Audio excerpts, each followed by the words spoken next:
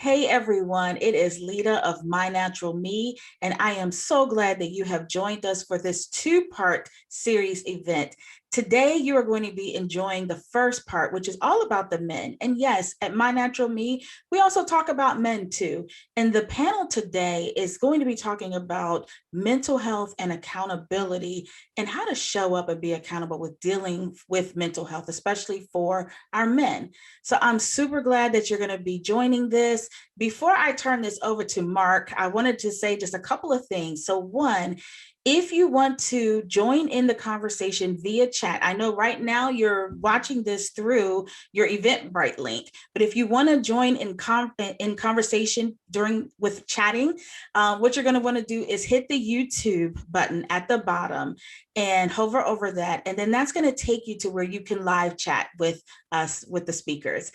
And then the final thing, if you did get a VIP ticket, then you should have received your link. So you will be able to have conversation with the speakers after the event. But if you did not get a VIP ticket and you really want to talk with them after, make sure to check the chat because we will be letting you know how you can go ahead and get a VIP ticket. So I think I've covered everything else. I'm going to go ahead and turn this over to Mark, who is going to lead the conversation about mental health and accountability.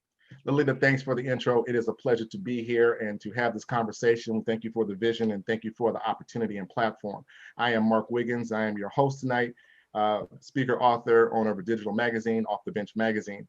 I have with me some esteemed guests tonight as we tackle the discussion about men's mental health, talking about accountability and why is it a struggle for us. So we're going to run through our panel. I'm going to introduce who we have today, and then I'm going to let them come back and tell you who they are because, as you know, if you follow, I don't do bios. I think it's better to hear from them. We're going to start first with Nelson Richardson.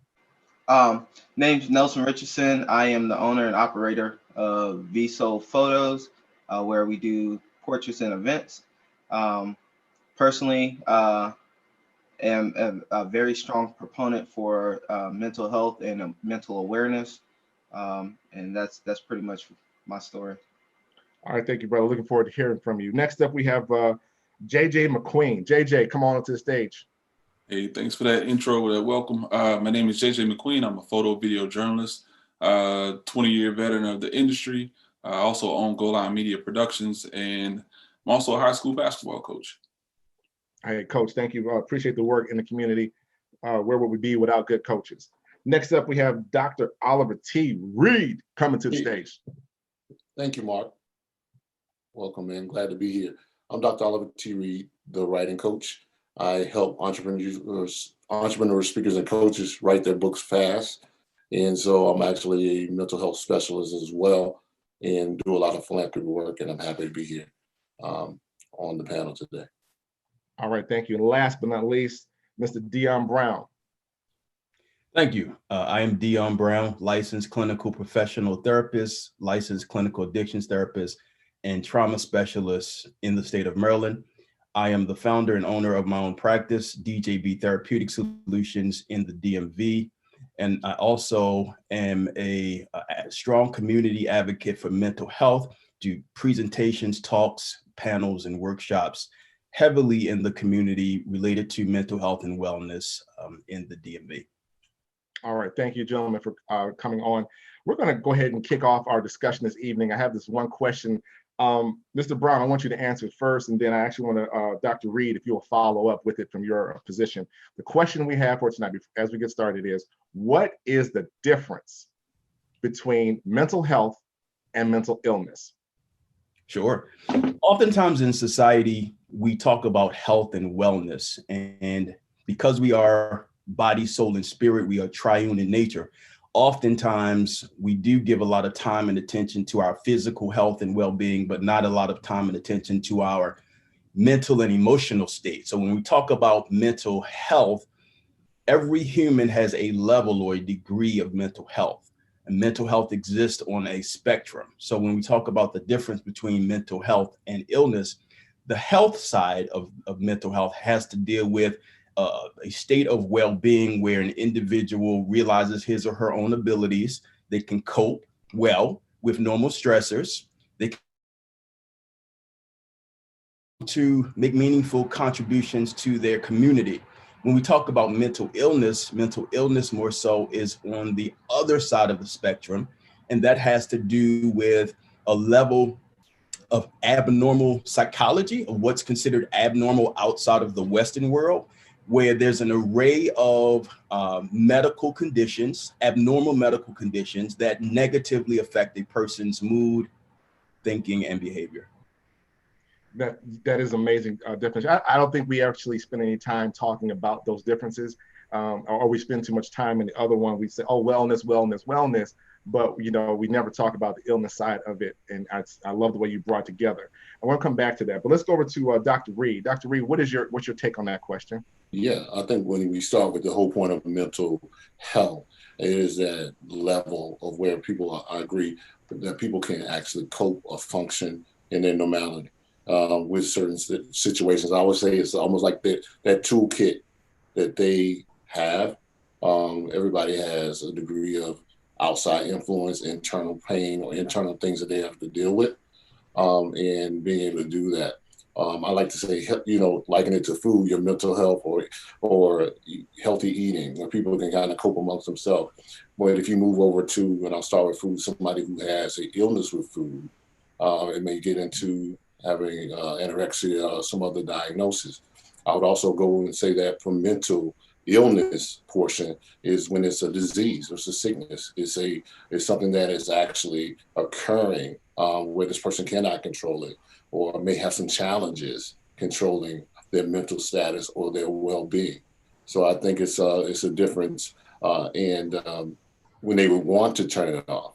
A lot of times I work with individuals that want to turn it off. They want to be able to use the normal toolkits that somebody else may find easy. They find it very difficult in having the illness to be able to maintain on that level of, sobriety from a standpoint of being able to manage it themselves. Yeah, that's a great answer to get into further that discussion about it, because we're talking about Black men. We're talking about Black men in the discussion. So I'm now going to go back to my question and specifically ask a question. And I'm asking Mr. Queen, Brother McQueen, to jump in. I'm gonna call y'all brothers all night. We all brothers up in here, so forgive me if I go back and forth. Brother McQueen, come in and talk to me about when it comes to mental wellness. What do you feel like Black men have an issue? We already know what our issue is going to be with mental illness. We don't want to talk about it. We're going to put that out there right now. But when it comes to wellness, what are you finding some of the challenges that Black men are having, or that you may be having with mental wellness? I think in this current form, even dealing with the pandemic, since it's so fresh and so new, I think just having that natural touch and ability to have the outlet, kind of like you intro the barbershop conversation. Well, now we can't congregate in the barbershop like we did in previous days, and having those checkpoints where we can gather and just, like we say, just kick it. That's one of those things where you pull away from the wellness part of what Black men, kind of hold what near and dear to some of our families and traditions, just at a grassroots level. The barbershop has always been a therapeutic place for a lot of people. You get the sex talk, you get the conversation about girlfriends or education, and you pass the hat for shoes if kid needed shoes in the neighborhood. All of those things, that's one of those things that's been taken away. So this space right here that we're in this conversation also now breeds a new outlet for us. So I think there's some pros and cons to it, but this is actually one of the pros because it's a lead into a new day for conversations of wellness for us. Absolutely. Let me ask you this back question. When we as Black men talk about the wellness portion or the mental health of it all, do you think we're scared by the word mental health because we do bad with health? We just, we struggle as Black men with a lot of areas, and we put the two together, it makes it worse. What are your thoughts on saying mental health in a positive situation? Because we always equate it to something negative, but how do you feel about that? I think it kind of goes back to something Dion said when he read the definition between the two. Mm-hmm. A lot of it points back to education. How well educated are we on these subject matters? How much information are we sharing in safe spaces or not safe spaces in these subject matters? And how much are we trusting the people who are delivering the information? I think those are factors and variables, and anybody can correct me if I'm wrong, but I think those are triggers and factors for that conversation. Mm-hmm. Brother Nelson, I want to bring you up here, and I want to ask you a question. First of all, I commend you on being on this panel and speaking to your situation. Tell us a little bit more about what it means for mental health for you as well, and some of the things that you have been dealing with or have dealt with. Well, so first of all, for me, and thank you. First of all, for me, had a lot of stressors in my life that I feel like under normal circumstances, most people in my experience are embarrassed to talk about. I grew up in a children's home. My father wasn't really, present in my life. My mother wasn't really present in my life. I was raised by my grandmother for the first portion of my life. So it's kind of out of order, but raised by my grandmother for the first portion of my life, then the children's home. And they just have a lot of internal struggles that I've dealt with to have to overcome to be where I am now and to be able to hold a family responsibly. It hasn't come without its own challenges. Just being able to commune with the communion in a way that I have been to this point. That being said, all of that being said, a lot of times I am embarrassed to talk about my previous struggles, or when I think about them, I'm disappointed, or I'm stressed out. Just honestly, I'm stressed out, and there was a day where those stressors created an opportunity for me to have an excuse to do something stupid or do something that wasn't healthy. And it could have led me down different roads, and I've seen it happen within my own family, within my own self. Not just talking about external sources, but just really looking at myself. I've seen myself deal with things that I had the opportunity to make excuses of why I did or did not do something that I was supposed to. And that being said, it's really on me to change those dynamics. Oh, wow. Thank you for sharing. And I think you hit on a lot of good topics on there, talking about stressors and whatnot. So what did you do to help relieve those stressors? Where did you go? Who you were accountable to? Who did you speak to? What did you fall back on? Man, it was a long road. It still is a long road, honestly. But a lot of the times when I hit those stressors, at first I had to realize that I had the stressors. I had to say, hey, look, these are actual issues that I may have to deal with to be able to get to where I want to go. So I had to set a goal for myself to say, hey, I don't want these results. And these are things that are going to look at my actions and say, this is where this is going to lead me. Right. And then at that point, I had to set myself down and say, hey, these are the goals that I want to achieve. And is what I'm doing aligning with what I want? And if it didn't, I was like, I have to make a change. So it really started with me just wanting something different from what I was already getting. So, right. It's as far as who I talked to, I talked to a lot of seek help, professional, and just in the community, just saying, hey, look, these are the thoughts that I'm having. Sometimes they were good, sometimes they were bad, but I had to propagate the positive stuff, and I had to alleviate the negative. So. Again, thank you. It's powerful. I mean, you are definitely an example of what we all should be doing, but we all know that's not what Black men do. We don't necessarily lean into finding a solution. And when we come back from break, I want to get into why that is so. Why won't we as Black men, or what we're finding that Black men won't go out and try to get the help we need and become accountable. And when we come back after our break, we will get into that discussion. You can't go back and change the beginning, but you can start now and change the ending. Yeah, just having that time back was very, very essential. Figure out who you are in the most loneliest of moments and figure out what you're proud of in those moments. just take a moment and take inventory of your own pivotal moments.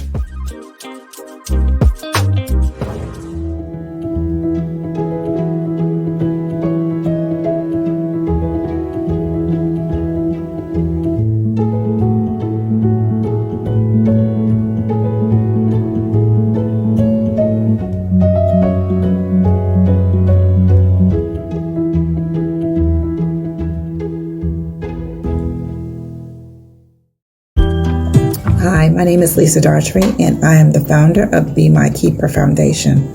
On May 26, 2012, my son died by suicide. At his vigil, I noticed that not only himself, but other friends and classmates were dealing with anxiety and as far as depression.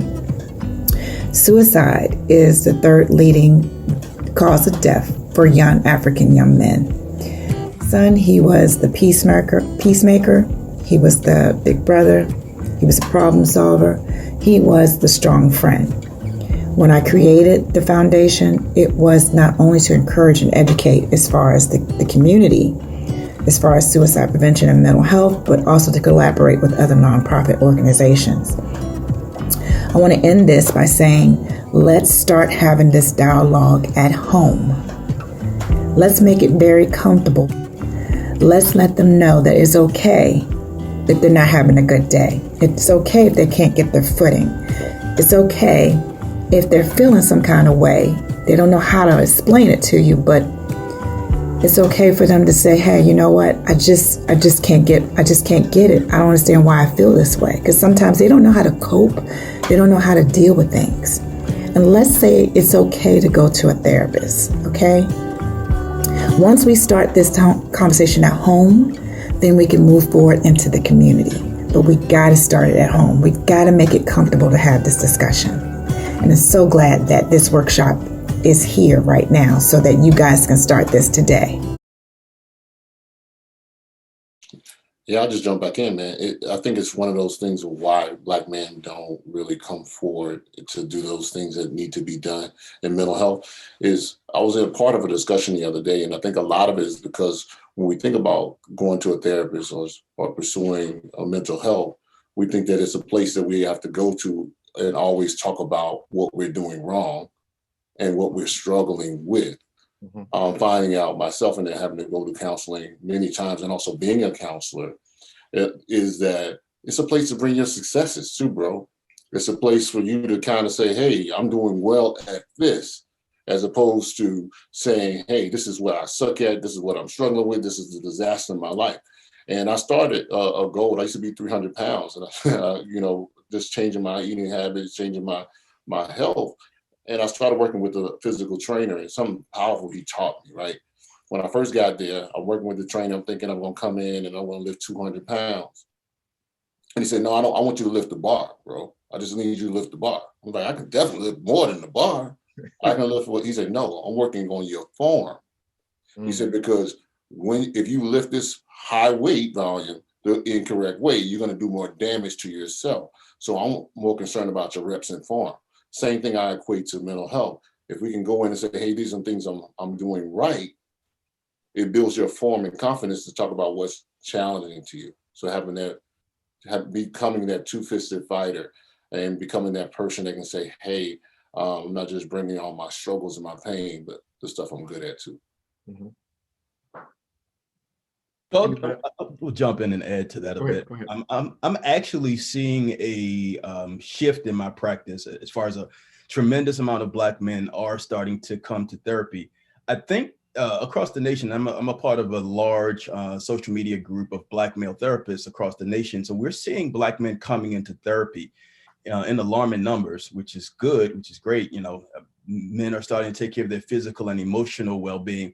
But there's a number of issues that prevent some Black men from coming into therapy. So whenever I have a new Black man who comes into therapy, I really encourage them and applaud them for pushing through a lot of that stuff.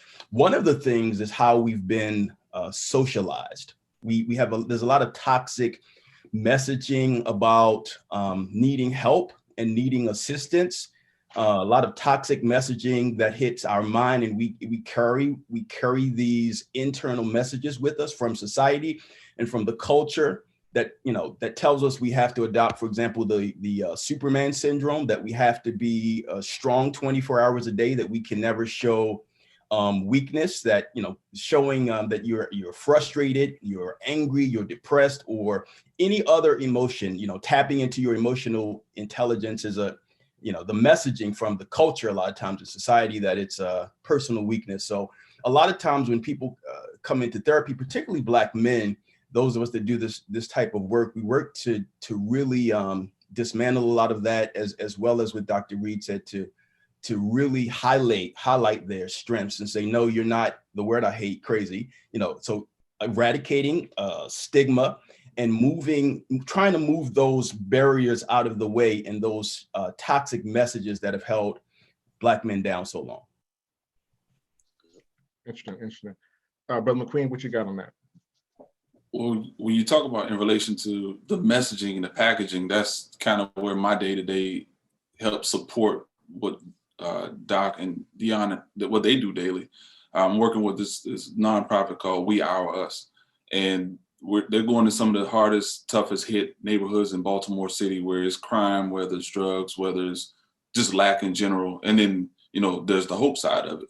Well, if you don't have those of us who work in media, those of us who work in the visual sections of the success that you mentioned, and we're not painting those images, those positive images of one another, then we're kind of doing double work, because you never see the success at all. So kind of where I fall in line in that sense is being one of those visual storytellers who has to capture the back end of the hard work that they're doing in someone's office.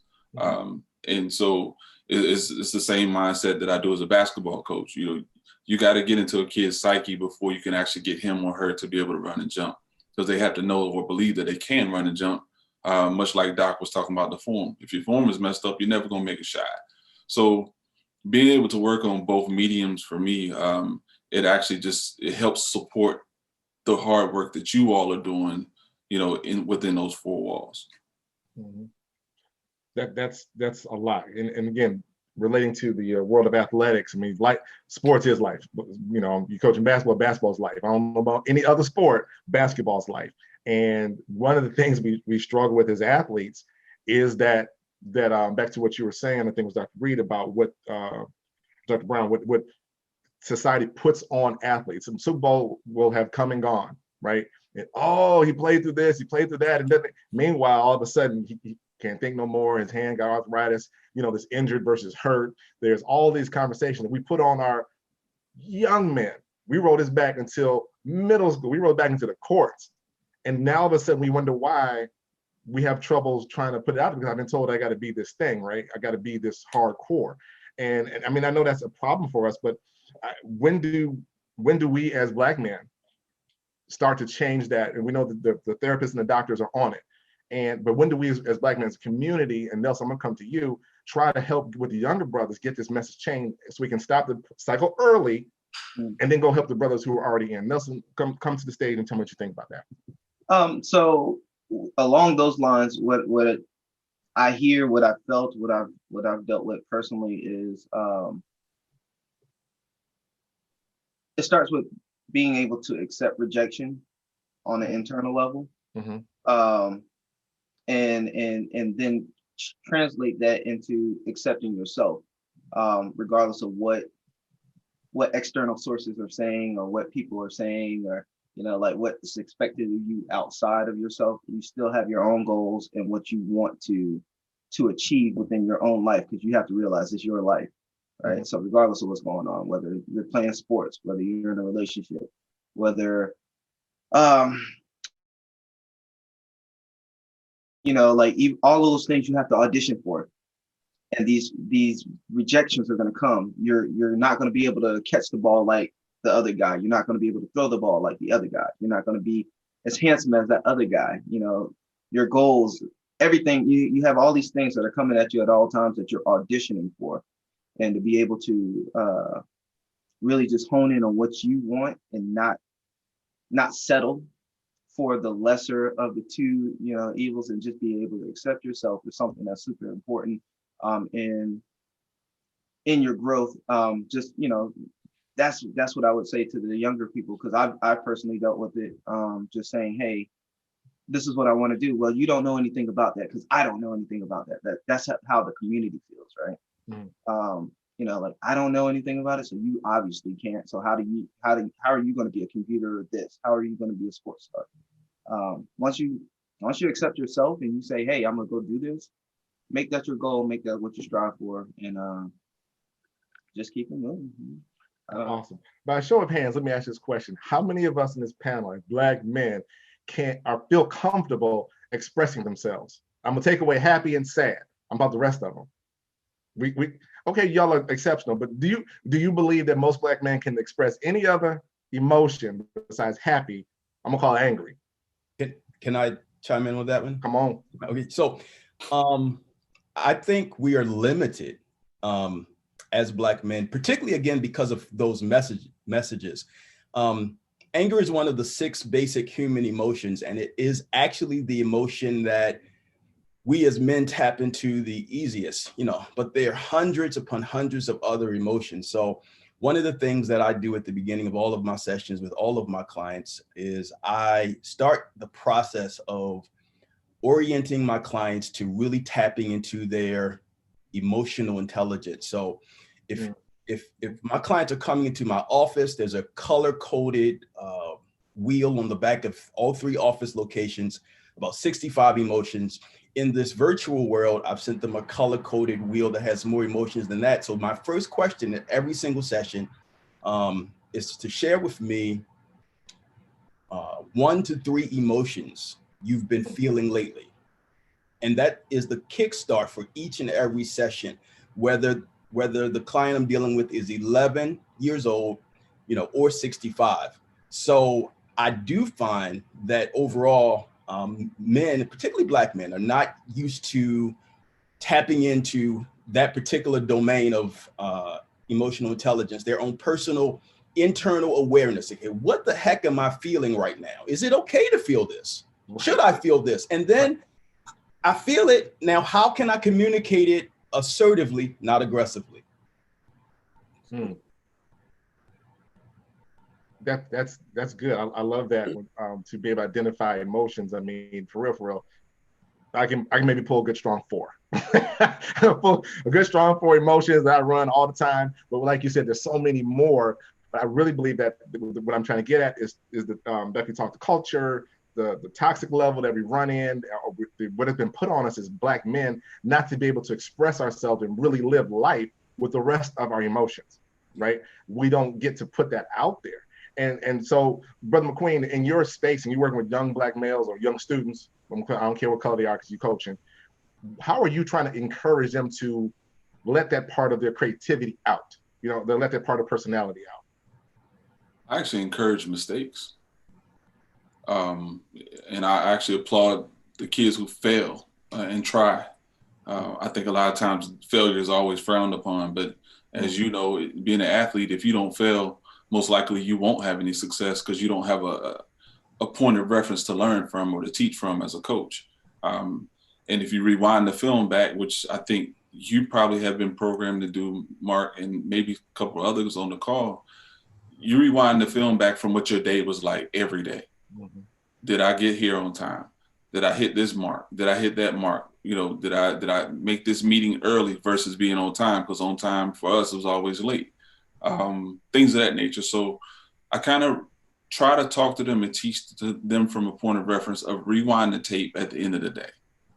Make a short list, not an overwhelmingly long list, but make a short list of things that that were tangible items to improve on the next day. That way by the end of the week, you've made a lot of mistakes, but you've had a lot of success in correcting those mistakes as the day goes on. So you kind of give yourself mini quizzes throughout the course of the week. All right, anybody else on that topic? Anybody else got a reply on that one? Yeah, I would say one of the things that I do in writing and helping people tell their story is encourage journaling. One of the first things that I found in therapy when I was actually engaged in it was they say journal your thoughts, how you feel about yourself internally. And if you get used to going back to that form and reps, I like what McQueen said and Dr. Brown from the standpoint, once you get those reps in, you get used to writing your feelings and emotions, then you can process. It's different from me just saying what I feel, and as opposed to writing out what I feel and then looking back to process it. Also, I've learned to help people by opening up and letting them see my scars. I think that the biggest thing about therapy when I deal with Black men is that 9 times out of 10, so I'm really super ecstatic for Dr. Brown in 3 locations, because most of the time when I went to look for a therapist, I didn't see anybody that looked like me in a position of power. I found a lot of Black African-American females or Caucasian women.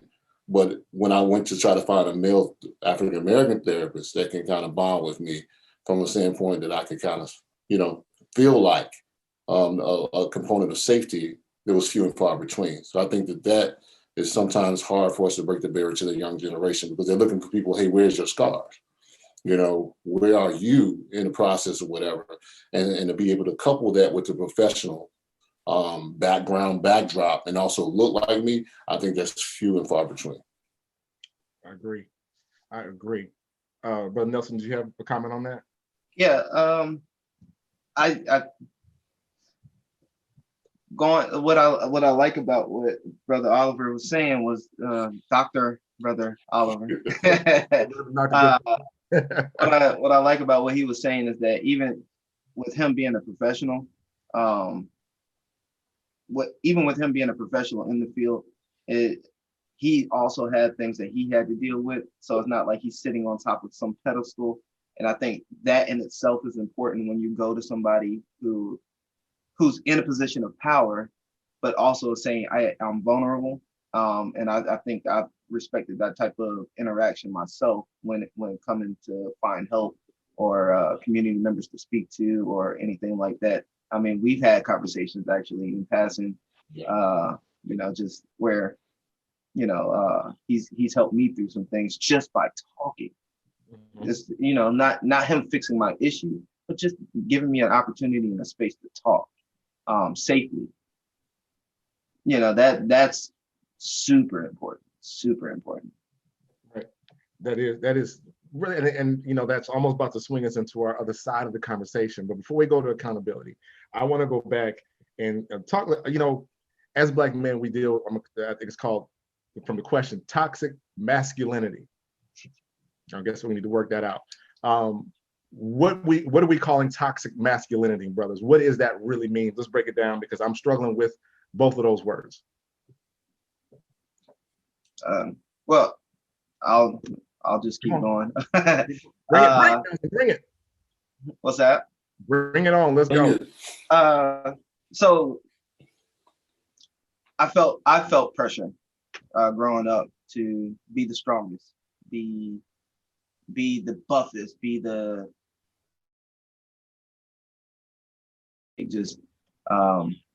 somebody comes and messes with me, I'm gonna take care of mine. You know what I'm saying? Like, it's just it. I have to be gangster, especially as a Black man. The imagery that we see when it comes to BET or these rap videos, or I have to have all the baddest women. I have to have the most money. I'm masculine. I'm doing my thing. I'm a king. Nobody's gonna mess with me. People are gonna mess with you.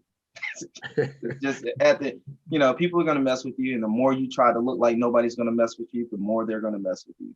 And that in itself brings in that negative energy when you're trying to portray something other than just being yourself or going after your goals. And so sometimes you manifest your own toxic energy by being something that is super, like the Napoleon complex type thing. Like you're trying to exude this big energy when you're probably in a smaller space and you're not vulnerable enough to say, I'm in this space. Wow, that's good. And Mark, if I can jump in there with that, everything he said was just perfect, and perfect description there. Oftentimes, because of all of that, when particularly Black men do come into therapy, and Dr. Reed said it is challenging, it is difficult. We, meaning Black male therapists, we're out here, but you have to know where to look. And it's a little challenging to find us. And so sometimes one of the things, the 735 member Black male therapist group that I'm a part of, every single day, there are brothers across the nation who are helping our community, myself included, by posting, asking for Black male therapists in different states, from clients who are looking, who have certain insurances. So we are out here. You just kind of have to know where to look. And there's a few different websites, like therapyforblackmen.org is one of them as well. Therapyforblackmen.org is one of them as well. Sometimes people get referrals. You know, I have a number of clients who I used to see who will refer people to me. But concerning the toxic masculinity, I'll never forget one of my clients. I have a large pool of Black men, all ages, but one of my clients, a very large African-American police officer, and he was having some trouble in his marriage. We didn't know what was going to happen, if the marriage was going to survive. And I could tell, because I've been doing this type of work for I've been licensed at least 15 years. I've been doing this work for a while, and I knew he wanted to cry. But here was this Black man in session with this Black man therapist, and he wanted to cry, but I was sensitive enough to know he was holding himself back, or crying, because something in him was telling him he should not cry.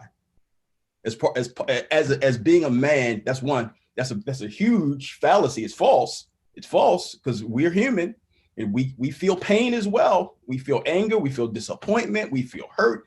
The list goes on and on. So what did I do as his therapist? I gave him permission in that sacred place in therapy to cry. I said, it's okay. You can let it out. So it's happening. That's good. That's good. That's good.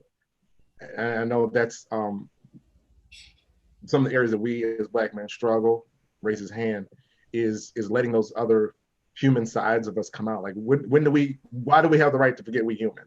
We know everyone in society has put us in this position, this grade. Oh, go King, go, like you said, good brother Nelson. Here come King. Look here, King cry, King tired, King wants to sit down. King is hurting, right? And we're not allowed the safe space to put out, like what you said.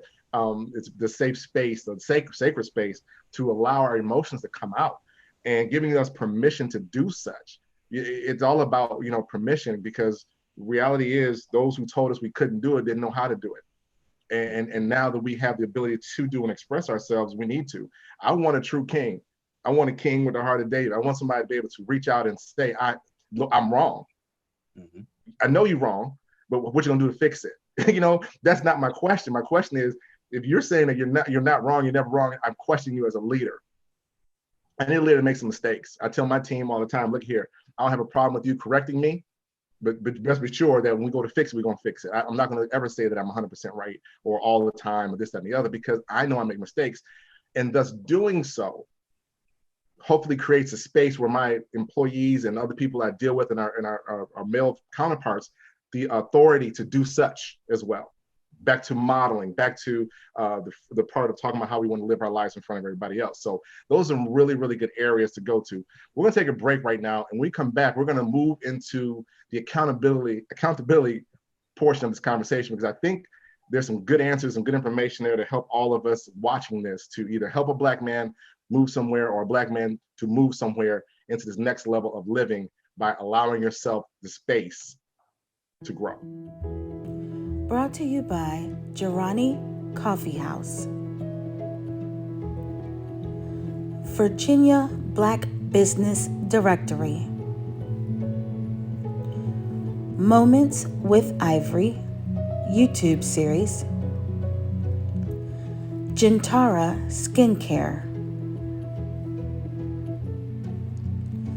Keep the Box LLC.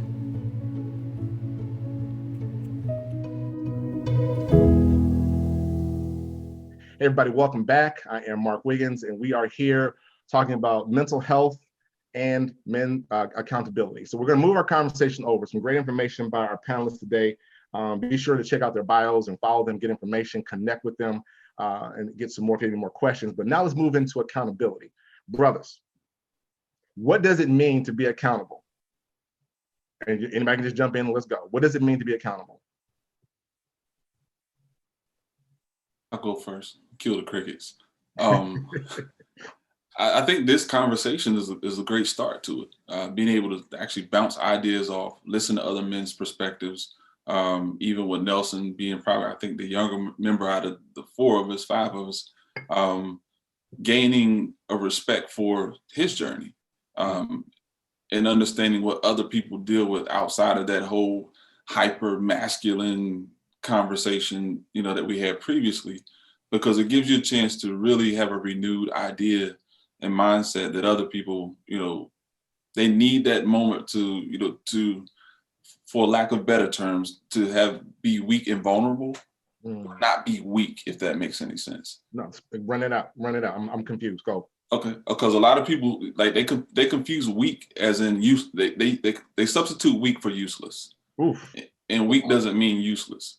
Weak means having a moment where you need support. Those are very different things. And a person in a weakened state is not a useless person. And especially in a brother sense, that's a person who needs love. That's a person who needs resources. That's a person who needs guidance, direction. And when I say manly men, I mean men who've experienced that journey and conquered it and had success at overcoming those moments. So I think that's just, it encompasses what needs to be done in those times. I like what you said, good brother. I like what you said. If you will, just kind of a moment where I felt accountable for my brother, especially with like my particular journey. One time I went to a grocery store. This will be short. But one time I went to a grocery store and I was walking down the aisle and I, just perusing the aisles, looking for what it was that I needed. And I looked down aisle 6, let's just call it aisle 6. I looked down aisle 6 and I saw myself. There was a young man there looking around out to grasp something, sticking in his pocket. And I saw myself at a younger age doing something that was reckless. And so I doubled back and I was like, hey man, let me pay for it. He said, what? I was like, what's in your pocket? Let me pay for it. He's like, I don't know what you're talking about. Dude, I've been here before. It's okay. Come with me. We're going to go to the front. We're going to pay for it. Just take it out your pocket. And he was upset. He's like, man, I'm not doing blah, blah, blah. This, that. And he went out the door. And I was like, okay, when you're ready to pay for it, let me know. And I went back to doing what I was doing. So I didn't chase him. He came back in the store and he was like, man, you need to mind your business.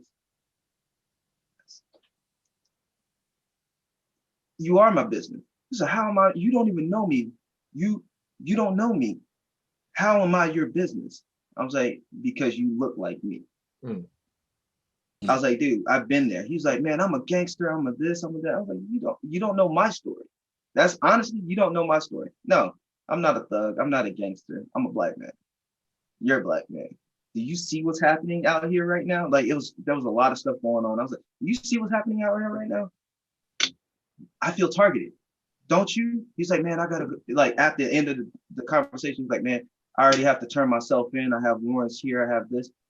And I was like, just because you already made a mistake, don't make another mistake, dude. Let's go and pay for it. You know what I'm saying? Like, let's pay for that thing right there that you have in your pocket. I said, matter of fact, just walk out the door. Tell me what you stole. I'll go get it off the shelf. I'll go pay for it. You're in the clip. And he's like, man, I don't know why you feel like you have to be a part of my business. You might want to be careful. I'll say, I am being careful because you are my business. And I left it at that. I've never seen him again. I don't know what his story is, but in that, I felt like I was being able to like show him that there are people who care and are going to help you out as if you look for the resources. Sometimes the resource might find you. It's just, but yeah, that's good. I think that's the part of accountability that we need to have is when we see ourselves, we just go ahead and address it. We don't wait for the bad stuff to happen. I mean, first of all, that courageous for that. I mean, we often find ourselves in those situations where we don't take the action. right? We feel it in our heart, we feel it in our gut. I'm going, well, maybe I shouldn't. And the moment is gone. That moment is gone. So now I'm accountable to myself for letting my own morals and values down. And now I got to answer for my own situation. So, I mean, anybody else have a situation like that when you had a moment to be accountable? Go ahead, Dr. Reed. I was saying that, man, you know, one of the biggest things I would say this is, I like to call it man in the middle. I think we don't do it the most, or we don't do it enough as Black men, which means that the pinnacle of your last level, right, is still the basement of your new one. Right. And so what I always tell people when I'm learning to be, I'm gonna choke, say that again. The pinnacle of your last level is still the basement of your new one. And if you keep that approach, it's almost like man in the middle. Like right now, I'm accountable to you brothers for being on time, for being able to share with the thousands and thousands of men that I believe will watch this show. But I'm still in therapy. I'm still going through stuff. And Nelson mentioned something, I'm gonna use his story. He shared some confidential stuff with me, but he didn't know on the other side, I was going through the same things or similar things in a different way. So I was able to pour into him, and he was also receiving from me, which poured back into me, you know? And so from that standpoint, I always say, young men, if it's a middle school kid, make them read to the kindergarten kid. If the kindergarten kid is being read to, let him pick up the blocks from his preschool kid. You have to train our men to be in the middle. You're always in the middle. I don't care if you're a CEO or a janitor. You still got to find a place to give back and also reach up. That's what's up. I love it. I love that. And I'm going to steal that quote and hashtag it. Thank you. You know, you talk about the accountability and getting back to the young ones. I was just reminded of something is rumored to be true, that at the University of Alabama, people always wonder why it's a plug and play system, why there's always greatness behind somebody else, like the coach did all the work. What I have heard or read is that each position is responsible for teaching the position behind it. They're responsible for making sure who is behind them is of the ilk to step in if they had to step out. Football happens, right? Next man up. But it's not necessarily the coach, but they're accountable. If you're the starter, you are accountable for what's behind your second, third levels to make sure they're ready to go. To me, that's accountability. So when we're in the middle, like you said, and taking those moments to be accountable to one another, this is the only way we can probably beat and change some of this toxic masculinity, these stigmas that we all deal with. You know, I too struggle with those things. I'm not immune to none of them. But I just know that I surround myself with people who hold me accountable, who will call me on my stuff. But that doesn't always mean accountability. Just because you call me, that's not accountability. Because I think we left something on the table when we get to a situation, we always jump to the negative. Sometimes accountability means I need to acknowledge you, brother, for what you've done, because we won't do it for ourselves. As a motivational speaker and dealing with those realms, that's what I dwell in. We don't give ourselves enough credit for what we have done. So thereby we stay in our own circles, continue to be, I gotta grind. But bruh, you're successful. We see it in our athletes, right? Brother McQueen, we see it in our athletes all the time. So how do we do more of this, brother? How do we do more of the accountability steps, actions to make sure we are holding each other accountable as Black men? So let me chime in, answering your question, but also a perspective I don't know if we've tapped into quite yet. But accountability also means that I take ownership or accountability in reference to myself and everyone attached to me. It means I take ownership and accountability for myself and everyone attached to me.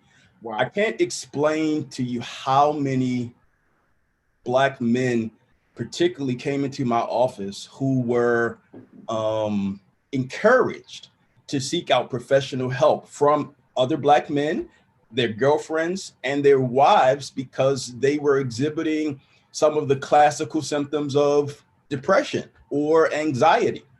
And they were not being accountable to themselves to take care of themselves. Not only were they lacking, and one of the questions I asked you, in my biopsychosocial evaluation with every client, do you have a primary care doctor?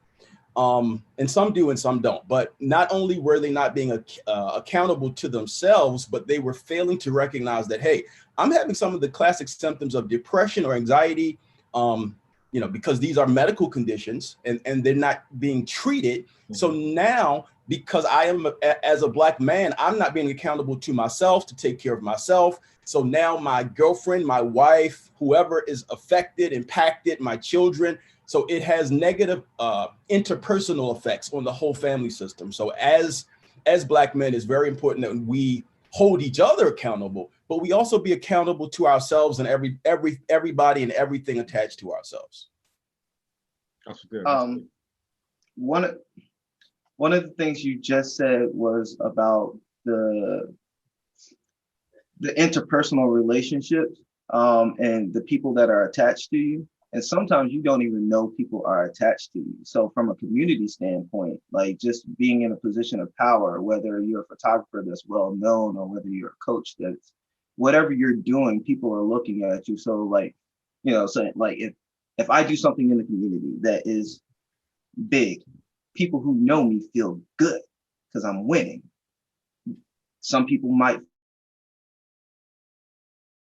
feel angry because I'm winning. Honestly, that means that people are watching you. So whatever you do, make sure that it's in your best light. You might not win every time. If you fail, it's the same thing. People are going to be happy because you failed. So people are going to be sad because you failed. There's all these interconnected portions of people watching you as an entity, as a just walking through the grocery store, as a just anything, just whatever energy you're putting off. And sometimes, in myself, I've noticed this. Sometimes I'm a generator for my own failures or successes. So I put people in my life that are going to keep feeding me energy. And if I'm, keeping that energy going, that's how my life is going to run. So honestly, that's, keeping that interpersonal relationship thing in the forefront. You just really got to be mindful of the circle that you're keeping and also the energy you're putting out. Sometimes that can be nonverbal too, Mark, because I know Dion personally. We know each other, like we've been friends for a long time, and we attend the same church. And there have been moments where things have happened, and I'm probably the clown out of the group. I'm just going ahead and own it. There have been things that have happened, and I look at Dion across the room, and he'll look at me like, "Don't laugh, don't do it," And I know that's kind of like elementary, but it's a moment where I probably shouldn't be laughing, a moment where I probably shouldn't be clowning. And Dion, on the inside, I know he's dying and wants to laugh too, but because I have a respect for his perspective, and we've built that rapport over the years, I have to trust that he sees something that I don't see in that moment, or I'm just being totally ridiculous and I got to trust his judgment.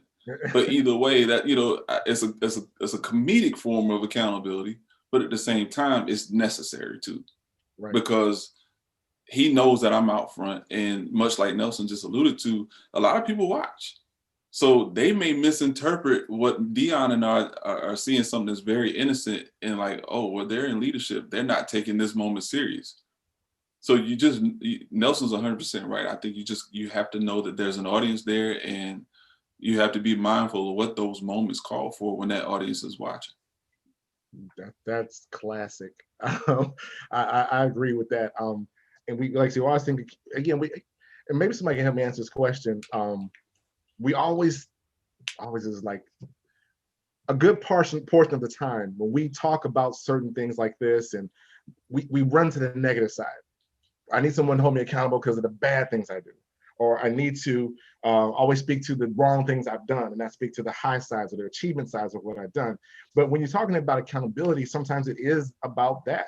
I know you so well, good brother, but the good side of this is that you actually trusted him in that moment.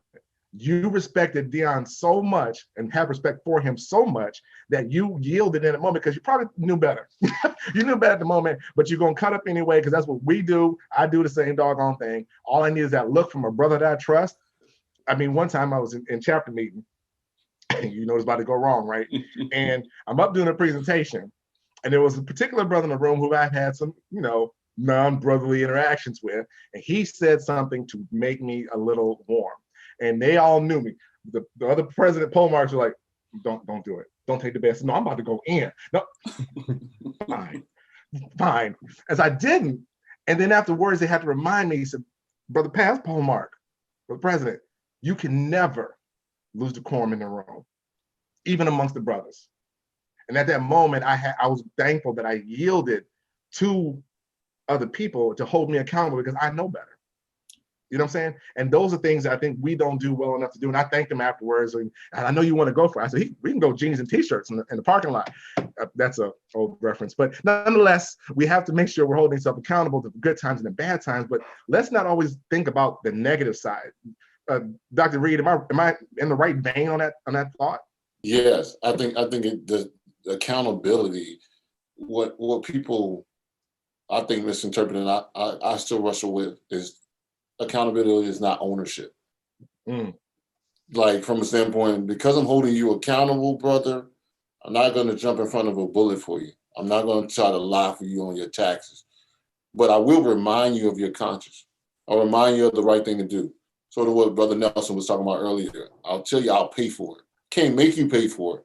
Not going to hold you down. I think a lot of times, even in our mental health as Black men, because we take on the burden of the world. We take on everybody's burden. Either we're too far left or too far right. Accountability is reminding you that you're a king. I'm not trying to put your crown on for you. I'm reminding you, bro, you got a crown. You gonna lay that down just for that? Wow. You know, look what's behind that behind, bro. Don't go crazy behind that behind, for lack of a better word, right? Let's be real about what's going on. And I think that that's the biggest thing. The accountability is saying, hey, I'm gonna check you when you're right. I'm gonna check you when you're wrong. It goes back to those reps. If we putting in reps like Coach McQueen, if you're out there, you might make some shots with that bad form. If you start putting in reps and getting that elbow tight and following through, it becomes second nature to you. And I think that that's the biggest thing. So if I'm holding my brother accountable, and it's not just, I'm not showing up either way just one time. Because I think we do that as brothers sometimes. Man, you did wrong. I don't hear from you for 20 years. Man, you did that. Well, bro, I've had people walk in and out of my life like I was just totally bad, right? And they reminded me, I ain't hear from them again until I got totally good. And then they come, there's no in between. I need you to check on me in between my middle, you know? But I don't know if you have any brothers like that. It's kind of like, you always show up, bro, when my credit messed up. You telling me where I should be at, but you're not really dealing with me when I'm at my high place or in between. So if we put in reps, I mean, I can be able to have an audience with you in all seasons of your life. And from the same, we know everybody's not called to it all seasons, but I'm saying be consistent in accountability. Don't just always push me as a yes dude and push me over the cliff.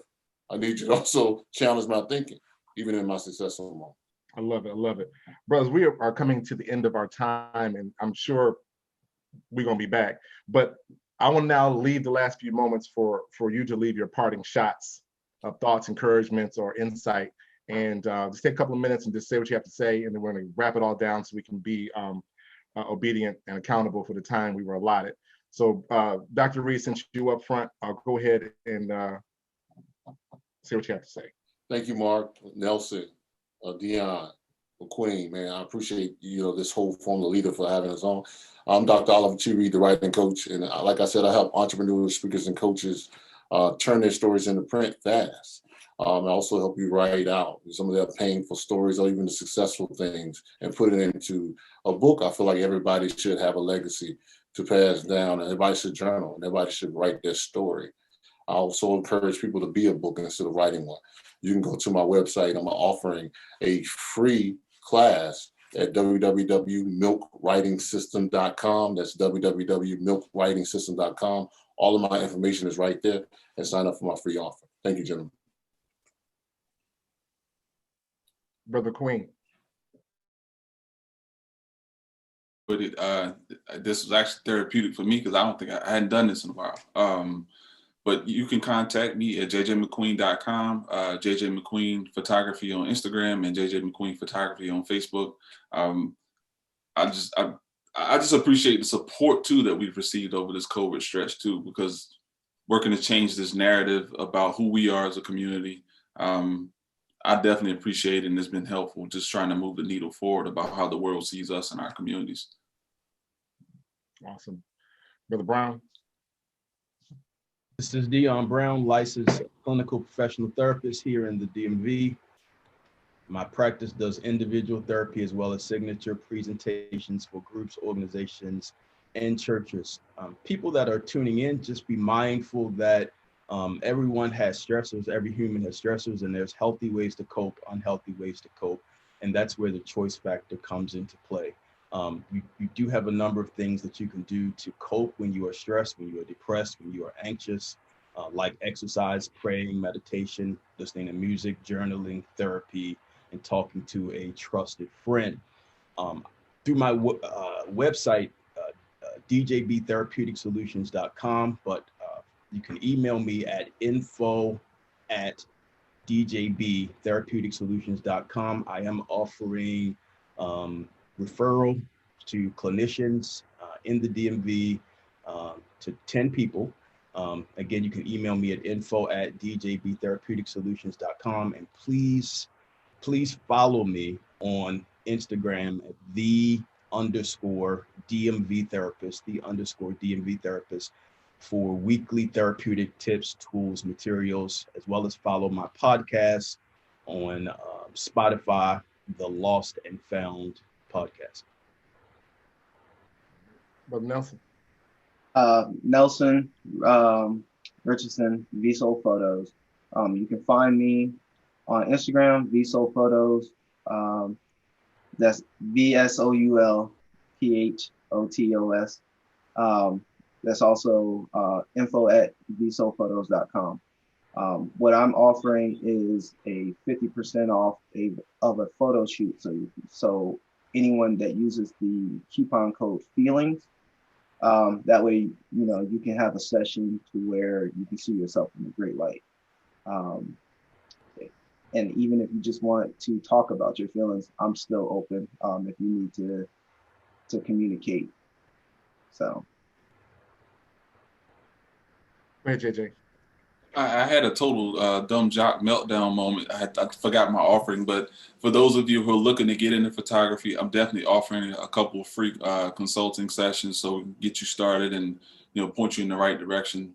And just reach out, like I said, through the website jjmcqueen.com, and my assistant or myself will get back to you ASAP, and we'll point you in the right direction.